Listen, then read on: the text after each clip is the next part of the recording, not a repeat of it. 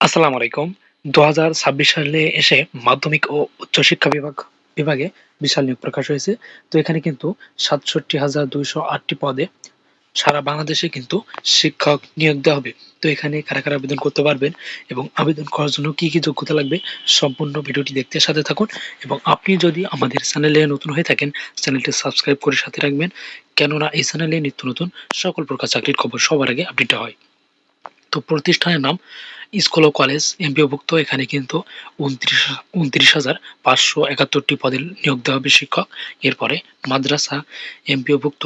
এখানে কিন্তু ৩৬,৮০৪ পদে নিয়োগ দেওয়া হবে এবং কারিগরি ও ব্যবসা ব্যবস্থাপনা প্রতিষ্ঠান এমপিওভুক্ত। এখানে কিন্তু ৮৩৩ পদে শিক্ষক নিয়োগ দেওয়া হবে। তো সর্বমোট কিন্তু ৬৭,২০৮ পদে কিন্তু সমস্ত বাংলাদেশের সমস্ত জেলা থেকে কিন্তু এই শিক্ষকগুলো নিয়োগ দেওয়া হবে। তো এখানে আবেদন শুরু কিন্তু ১০ জানুয়ারি ২০২৬ তারিখ হতে ১৭ জানুয়ারি ২০২৬ তারিখ পর্যন্ত কিন্তু আবেদনের লাস্ট ডেট।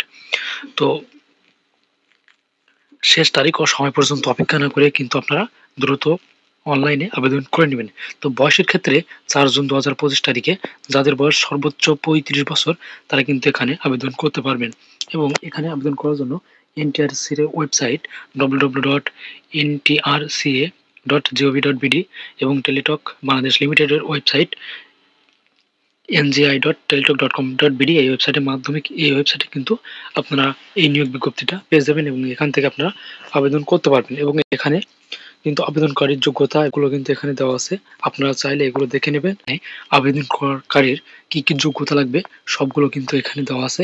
আপনারা চাইলে এখান থেকে দেখে নিতে পারবেন এবং এখানে আবেদন শুরু কিন্তু ১০ জানুয়ারি ২০২৬ এবং ১৭ জানুয়ারি কিন্তু আবেদন শেষ।